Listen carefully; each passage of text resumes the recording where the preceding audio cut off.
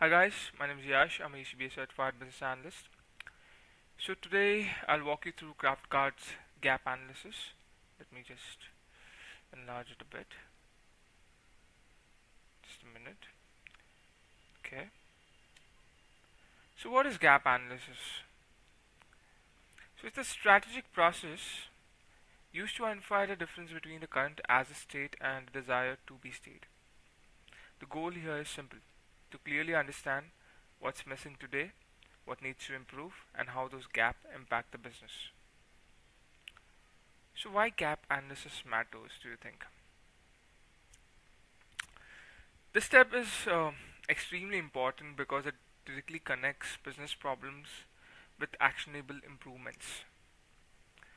Instead of jumping into solutions, we first identify where the system is failing, why it's failing, and what business impact it's creating.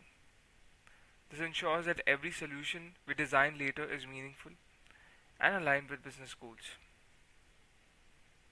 So before diving into detailed gaps, let's understand the overall business impact. So we identify three consequences. First is revenue loss, second is customer churn, and third is operational inefficiency. Overall, these gaps are not just technical, they directly affect growth, customer retention, and cost. So let's move to the next slide where we focus on the payment system gaps. As you can see here, so first is payment failure handling, that is as is process, that is the current process is no retry mechanism, and 2B is auto retry with general gateway. So gap here is missing retry logic, leads to high cart abandonment and frustrated customer. So there are like four key gaps here, as you can see. Then the second is limited payment option, which results in lost customers. Then no real-time visibility, causing confusion and support issues. Weak error handling, increasing support tickets. Overall, the payment system lacks reliability, flexibility, and user feedback. Moving on to inventory management gaps. So inventory is not updated in real time. It leads to overselling. No reservation system, causing cancellation during checkout.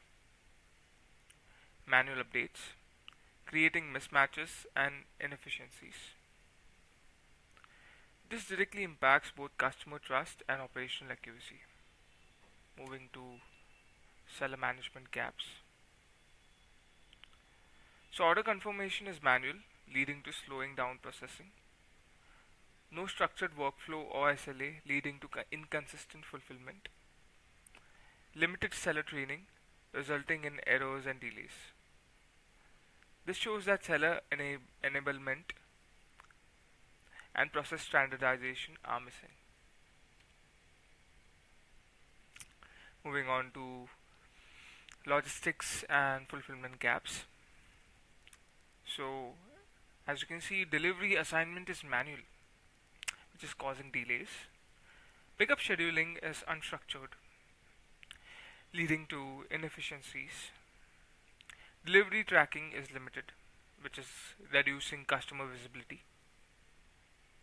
So the core problem here is lack of automation and transparency in fulfillment process. Moving on to system technology gaps.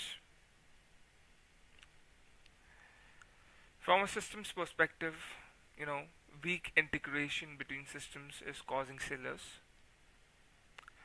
Limited scalability is causing system not designed for peak load. Frequent failures are impacting reliability. So technically, the platform lacks a strong, scalable, and integrated architecture.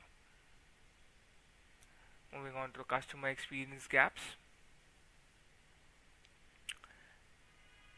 So it's like the most critical area, because if there are no customers, there's no business.